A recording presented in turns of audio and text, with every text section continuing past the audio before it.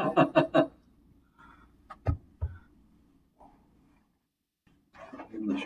we go. Okay. Good morning. Welcome to Caffeinate Your Career. Today's topic, how to build job search resilience. I'm your host, the career coach with the most, Jason Hopper. With me today, back again, we got Slim and Scott Butnick. Scott, welcome back to Caffeinate Your Career. Good morning, Dallas. Hey.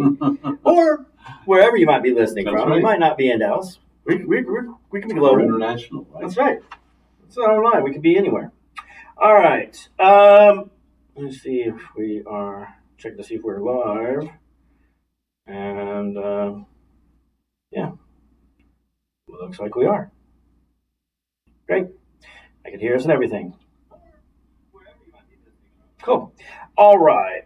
So we're live. That's working. If you're watching live, any questions, you put them in the chat. I will try to monitor that. So, oh boy, job search is hard. It is. It is hard. It And is. There's just no denying that. it is important to make sure that you are building job search resilience, bouncing back from rejection, staying positive and motivated during long waits, and keep your confidence up even when things really aren't going your way. And those things are hard too. Yeah. You know, it is. It just is. I felt for a long time the three most challenging aspects of life are looking for a job, looking for a house, and looking for a car. Okay. Some people like car shopping. I can do car shopping. Yeah. But I don't like it. House shopping to me is walking into and someone told me a lot of guys buy houses like this. And this is how we bought. We were just talking before we went on the air about taking care of a house. Yeah. We walked into our house and I looked at Brenda and I said, this is the one. I could see myself in the house doing what I do, which is watching TV, lighting a fire in the fireplace, something like that. Yeah. So on and so forth. But looking for a job, it's by definition, it's difficult. And then you have to deal with everything that comes with looking for a job that we're going to talk about. I don't want to go through the whole list here. Do you buy a house, or did you buy your car that way too? Like you see yourself in the car and driving with the... Not so much. That's a good question. Not so much. Okay. Not so much. Because a house is if you go out and try to buy a house and you don't think it's a financial transaction, you're probably going to get hurt. A car to me is more of a financial transaction. So what does that mean? I can picture I don't know if this makes any sense. I can picture myself in a deal on a car. When a deal sounds right and the car seems to have value, then I picture myself. But I don't go out and say, okay, I'm not the kind of person, I have to have this kind of car or that kind of car. Okay. It doesn't mean enough to me.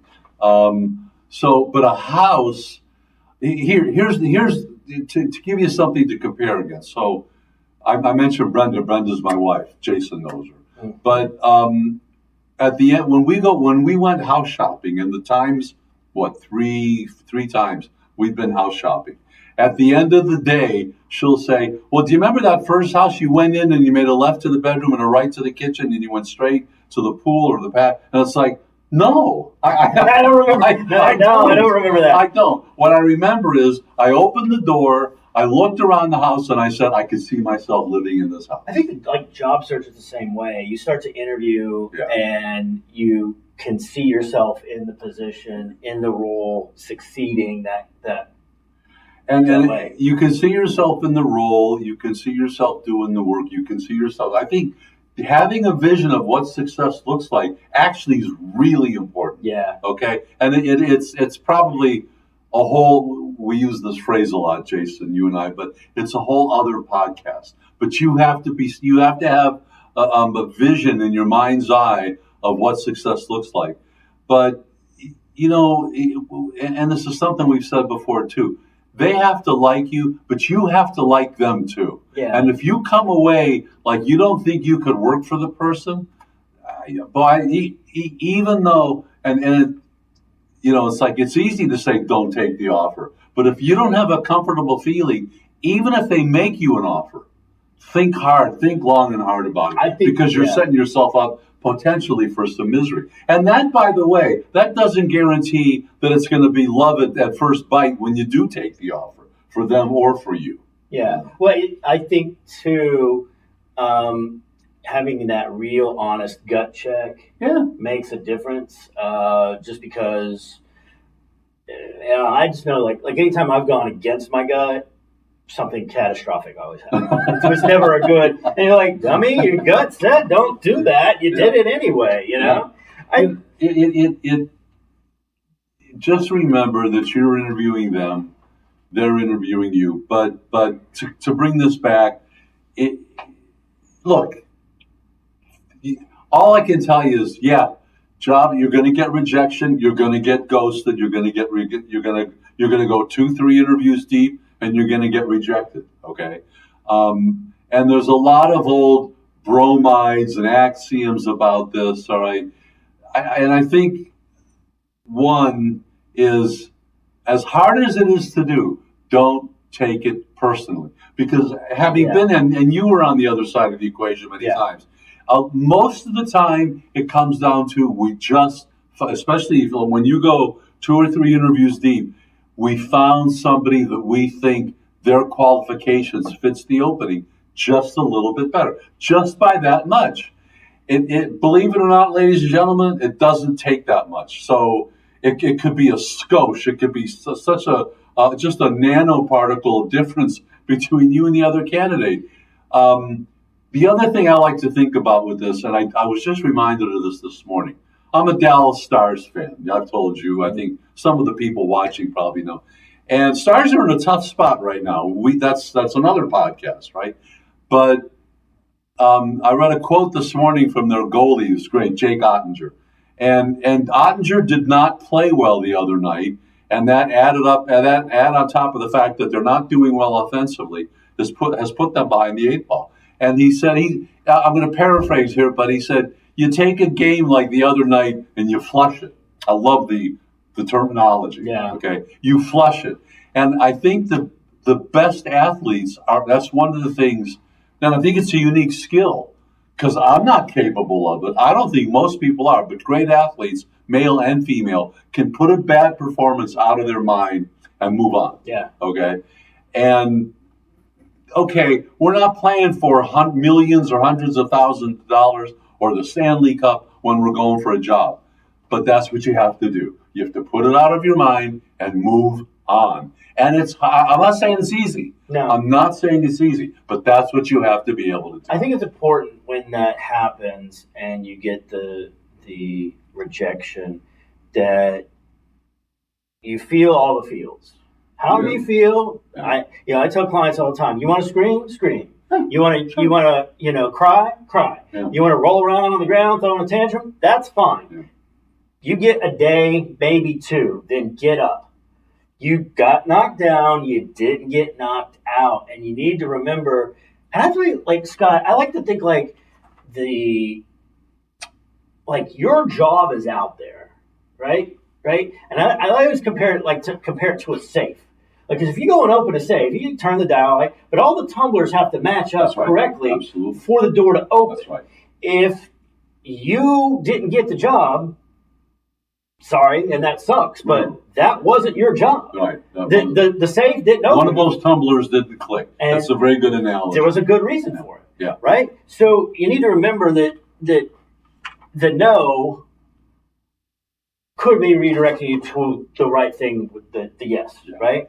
I think it's important, too, to make sure that to build resilience, that you detach your self-worth from the situation, right? Yeah. I mean,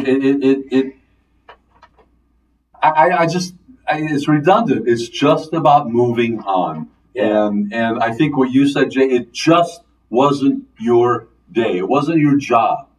It did whatever, because believe me, there are 1,000 reasons for them not to hire you. Maybe more than 1,000. And the funny thing is about because I've seen it happen. I've seen it from the other side of the equation. It only takes one. That one of those, that analogy to the safe is really, really neat. One of those factors surfaces, you're probably not going to get the offer. And that may surface after the first, after the second, maybe even after the third.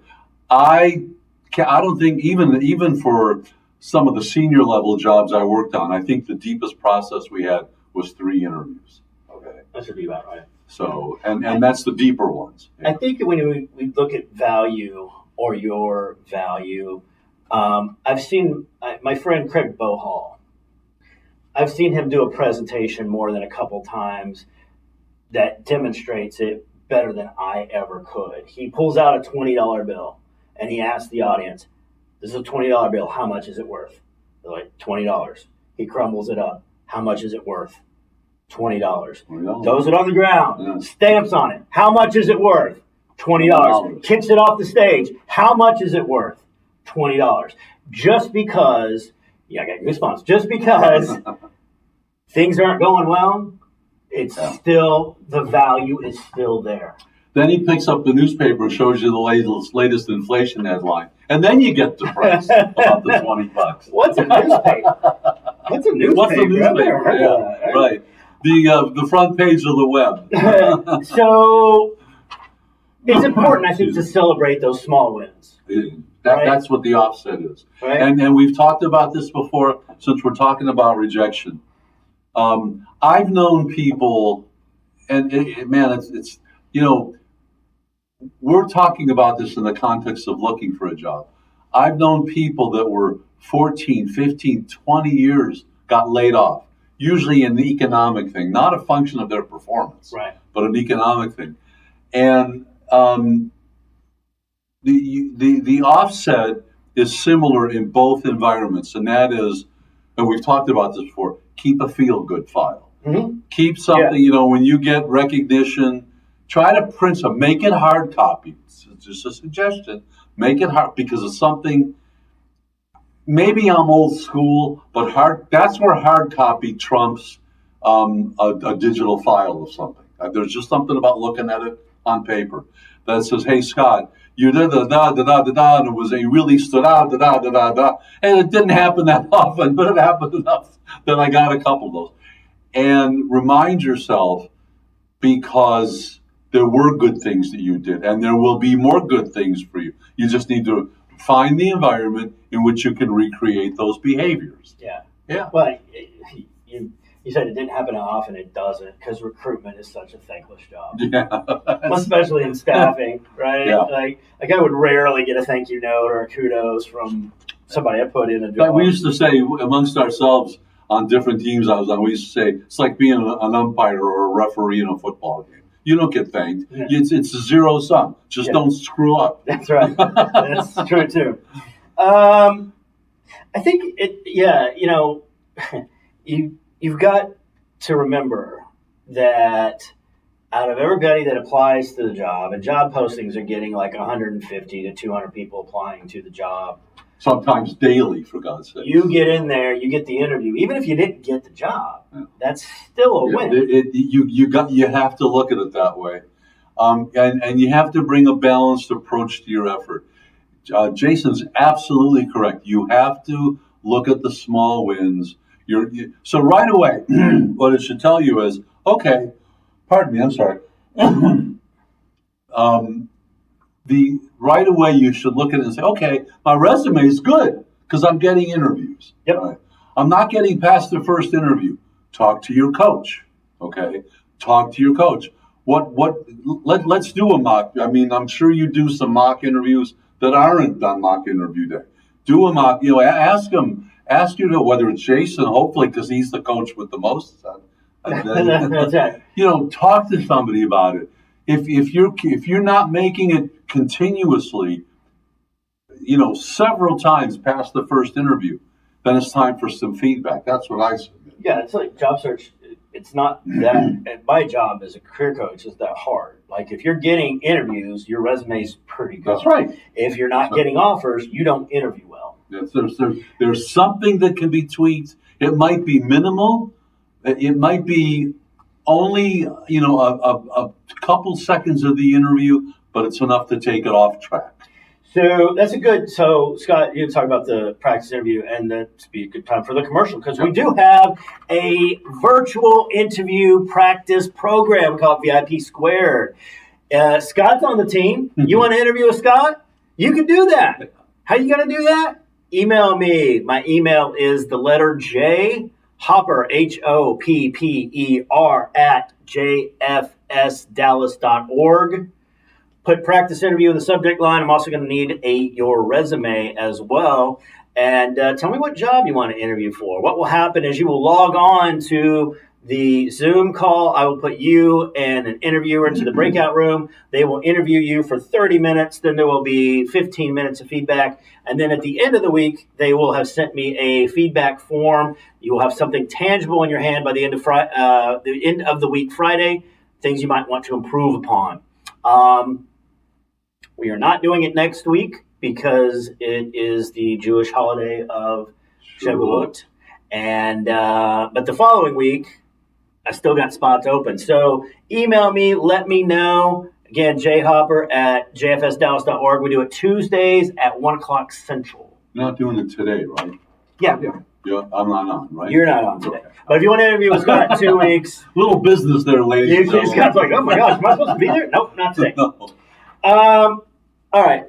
Building resilience. I think it's a good idea to structure your day. Set time to do specific tasks, right? Like take an hour to research some target companies and maybe try and get connected on LinkedIn to the people that work at those companies. Or, take an hour to write content for LinkedIn. I'm huge on posting content, being visible. That's the name of the game, is visibility. That's right? What LinkedIn is for. Yep. The entire platform for LinkedIn is completely set up to encourage communication. And now they've actually started doing what they have suggested posts that pop up in your feed. And that's based on, so I get suggested posts from other career coaches because that's what I do. And that's the kind of content I post is around job search. So it just suggests other things. They're wanting you to go connect. And something, Jason makes a really good point here, and another good point, and I'm not trying to flatter him. But the fact is, so then you ask yourself, because everybody goes through this, ladies and gentlemen, and you will too. Jason keeps telling me, post, interact, post, identify, post, content, post, content. What do I say? And my suggestion is sit down and scroll LinkedIn for a good half hour, and you'll start to get a flavor for what people are saying. Yeah. To me, and you may feel differently if you've been on LinkedIn, the best posts to read are the ones that offer some value. Now, that doesn't mean you give away trade secrets from your company, but you offer some type of value. So a lot of recruiters are on LinkedIn, and what are they posting about? Exactly what we're talking about today. How to combat job search fatigue, how to be more effective at the interview. What do you wear to? What don't you wear to it?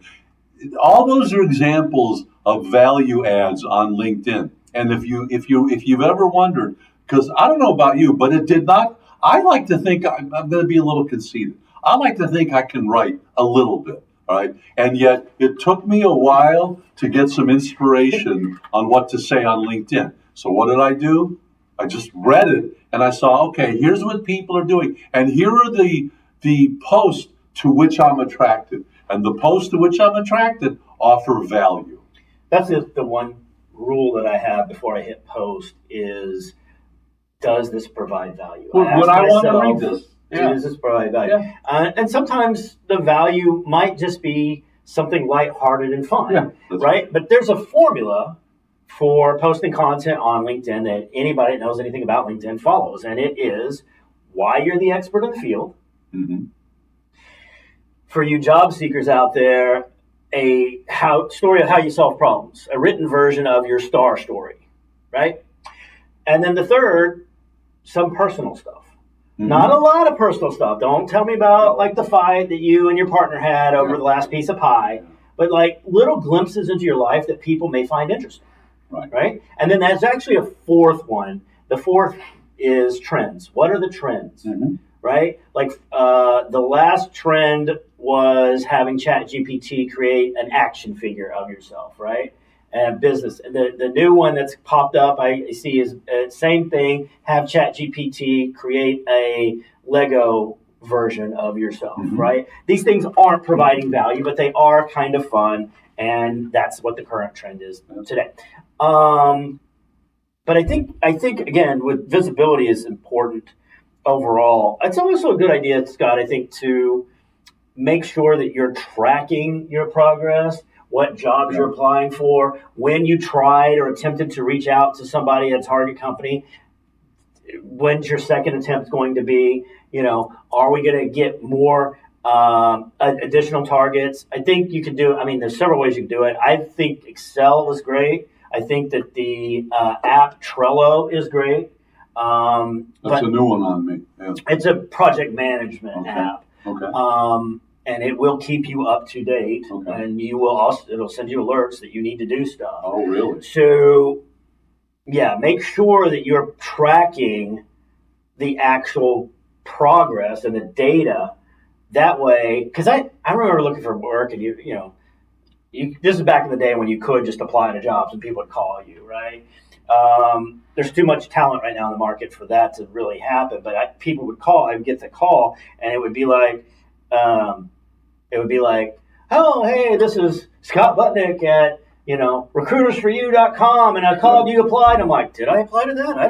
I guess so. You're calling me, so yeah, okay. Yeah. But if you have it written down, if you have it in a spreadsheet, if you have it in an app, you can quickly reference it and oh yeah, that's right, I did apply, and it was on that date or whatever, right? Well, and if nothing else, I mean, what it does is, if you think about the times you were successful on something at work, and Jason used a critical term here, tracking. You tracked your progress. Somebody tracked your progress. Hopefully you, Yep. all right, because somebody else was, and you don't want your boss to feel incumbent upon them to track your progress. That's not a good place to be. So you track your own. But what it does is, if you're working on, if you do set, I'm a semi-hypocrite here, because when I was involved in job searches, I didn't set goals for myself. Okay, I searched. I never set a certain amount of time to search. I searched every day. I did some, and job search. I'm going back a number of years. That's what Jason is probably going to turn green, because I've said this before. You working with the internet, you don't realize how much easier these things are to do than looking through the newspaper. 100%. Okay, and so it's right there at your fingertips. So there's really no excuse, and there's no excuse to you being able to dedicate some time. And I'm a believer also, and I've heard you say this many times, you also have to find some time to break away.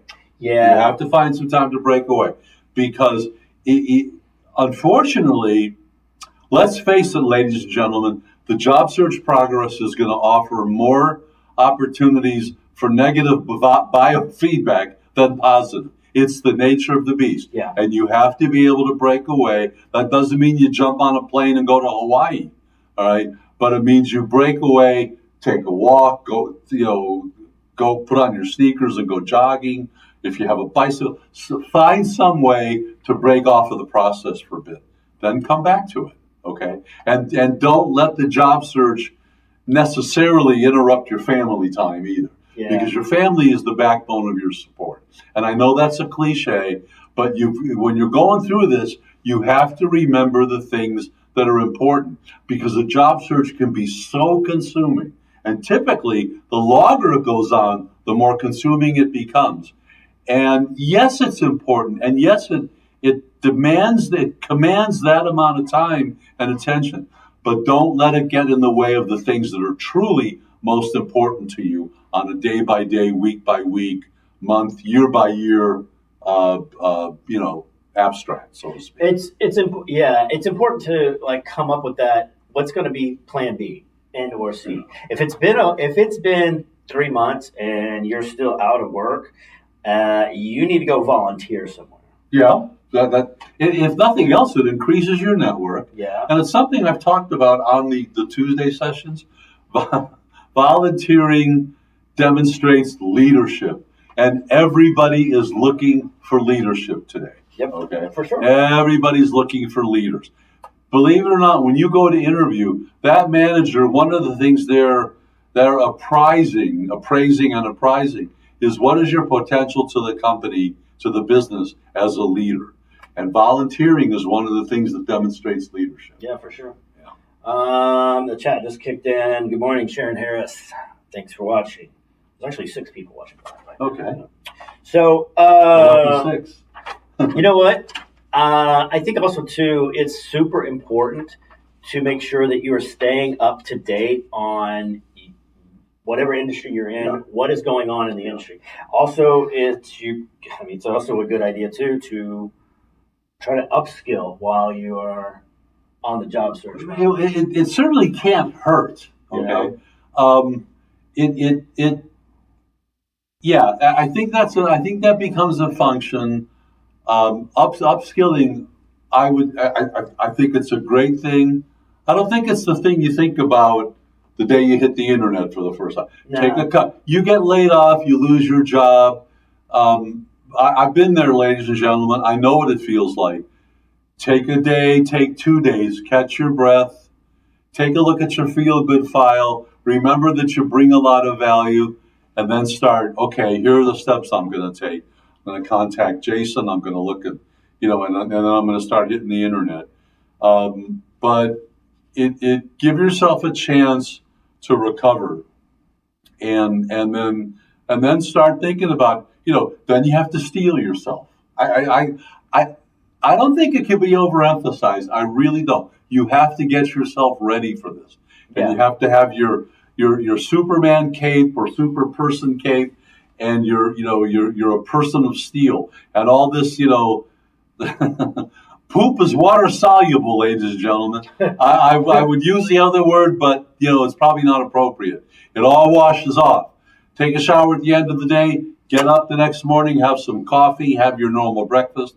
And what is it? Wash, rinse, repeat, something like that. But steel yourself for what's going to be a bumpy ride. And but one day you're going to win. And then you know what? When you win, you forget about all the difficult things. You mentioned the superhero cape, the pose. I think like when you start to feel kind of that, if you just strike that pose, sure. You feel good. Yeah. I feel like, absolutely. I'm right, right? Yeah. I mean, and that's where the little wins come into it. Also, Scott was making sure this episode stayed PG, and I know for sure I've gotten into it and got excited and said shit more than a couple times on the podcast. It happens. Sharon Harris, she agrees that volunteering does show leadership. Thank you for the comment, Sharon. I think exercise is important to stay resilient. Yeah. I mean, because you can become sedentary. Okay. Just right, because you sit. It's not like, unless you have a standing desk, job searching, you're sitting at the computer. Hopefully you're out and moving around and about in the world and talking to people. That's what's going to make a difference more than anything. But I think, I don't know, just for me, like when I'm moving, I think better. Well, I know you're a walker. I am. Yeah. I had to learn it. I wasn't an anti-walker. I just didn't walk. But what I found is walking, like in my neighborhood, I'll walk around my neighborhood, 3/4 of a mile, a mile. One time I took a 2-mile walk. What it does is there's no great epiphany. There's no massive, oh, wow, the world looks different. I'm on LSD. But what happens is you begin to... I don't know what happened just there. Scott's on LSD, apparently. We just went R. But you begin to appreciate certain natural wonders. You don't see these things as you're driving by. You see them as you're walking. Oh, that is so true. And here's why. Because like I walk, and I'll walk through my neighborhood, and I'll be walking down a specific street, right? And then like later that day or the next day, I'll be driving down that same street. Mm-hmm. Looks completely different. Yeah. right? Yeah, it does. It does. And you're focused on different things, and Yeah. you should be when you're driving. But that's why physical exercise, whether it's something like walking, or you get on a treadmill or an elliptical, or you do a more intense workout. Let me tell you this. I'll tell you this. I would insist on. If you were managing to do a once or twice a week intense workout when you were working, don't stop. Oh yeah. That's probably the worst thing you can do is interrupt your old routines. Well, I'm not working. I can't. I've got, number one, I've got to look for a job. I've got to look for a job 12 hours a day. No, you don't. Yeah. You're not going to get a job any faster looking for a job 12 hours a day. And if you give up physical exercise and you give up some of the things that you were doing when you were working because you feel guilty, all right, either for something subliminal like that or something more overt, what I would counsel you is don't give those things up because you're going to start to feel cheap about yourself. And then you're going to go into this tailspin. Yeah, and I think too, you're correct with that. And I know, for sure, once you start to down spiral, it is really hard to go back up spiral. And physical activity keeps you sharp, right? I think I tell clients all the time, because you're right, grinding it out and looking for a job 12 hours a day is not going to do anything but burn you out. That's exactly right. For sure. And I think a couple hours in the morning, couple hours later in the evening is more than enough. 4 hours a day, spend a lot of it trying to talk with people and communicate with people, and it will make a difference. And there's a point there too, Jason. Looking for a job doesn't necessarily mean just doing job searches on the internet and filling out applications. Looking for a job, and I'm stealing one from your book because I know you talk about it. Looking for a job includes the time you spend on LinkedIn and other forums looking to connect with people, looking to network with people. Yeah. That's also inclusive of looking for a job, because this also falls into the category of, it's easy for you to say that, Scott, but the best jobs generally, even today, are not on the internet. Okay, they're out there, and you know what? They're being searched by recruiters for candidates, but they're not out there on the internet. That's right. And so that's why, and I don't know if we said the words, but it would have come up sooner. I think you did say it earlier in the program today. Part of your day searching for a job should be spent looking for people to connect with or reconnecting. Don't forget that either. Gosh, don't forget that. Reconnect. Even if it's somebody you haven't had contact with in a year and a half, drop them a note. Hey, such and such. Now, I'm not in favor of going on the internet and posting, hi, I recently lost my job, anything you can do for me. But I am in favor of that on a DM basis, one-to-one. Yeah. Absolutely. Or text. Yeah, text. Yeah, well, any medium is fine. Well, I tell clients, it's a great, I call them wellness checks, because we're just checking on the well-being of people. Get into your contacts. Who have you not talked to, like you said, in a year or two? Just out of the blue, he keeps coming up in my LinkedIn when I create the event, is a friend of mine who I haven't talked to in about 20 years. And nothing bad happened. Like we were good friends and I was single, and then I started dating my wife, and when you date people, you get a couple friends, and I just grew apart. Yeah. And just out of the blue, I wasn't even sure it was his phone number, and I texted him, and he responded immediately and said, "OMG, blast from the past. I miss your face." Then we were in a conversation for 2 weeks. Yeah. Catching up, right? Yeah, sure. It makes a difference. It does. So Tiara Jones said that we are hilarious, and Rhonda is all for walking. Yes, Rhonda actually, she walks in the Susan G. Komen. Oh, really? Cancer walk for cancer. Yeah, I walked through it a couple of times. Yeah. Scott, we're almost at time. So resilience, put your time in. Make sure that you are following all the things that we talked about, make sure you're talking to people, make sure that you aren't taking things personally. It's hard, and job search is a grind, and you need to make sure that you're ready for it. Like you said earlier, make sure that you have a plan. Come up with, get ready for the search. Don't just jump in. Like, what's it going to be? How are you going to conduct it? That makes a difference. It does, because the other thing a plan does, and again, I learned this the hard way, okay? But having a plan to do a job search, what you're going to do each day, try to stay at least a day ahead, is, and this is a little bit abstract, I understand, but it makes you feel like you're at work, because you wouldn't be at work without a plan, all right?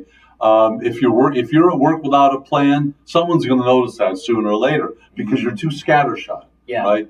Approach a job search the same way.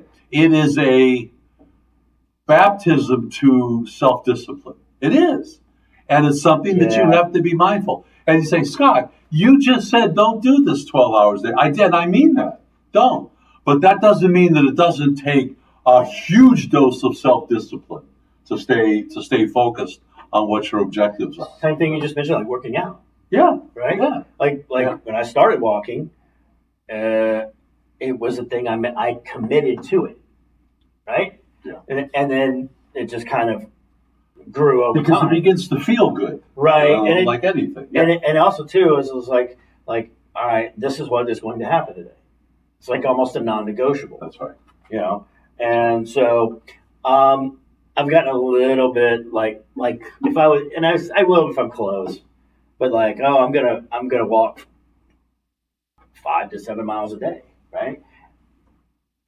And there have been times where I'm close to 6, 7, 8, and I'll be like, all right, I'll do a couple of laps around the couch to make sure they get, you know what I mean? Yeah. To get it's like, I walk over 8 miles today. Yep. Wow. Okay. Yep. But it's that commitment to it, right? Sure. And it's like, and by the way, do I take time off from all of that?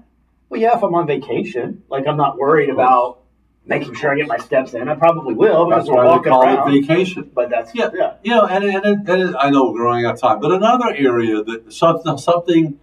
So it's not just a physical thing. Go get a book at the library. I laugh at this because when I retired, I told myself one of the things I want to get back to, I had gotten away from, is that kind of reading. Okay? Yeah. Reading.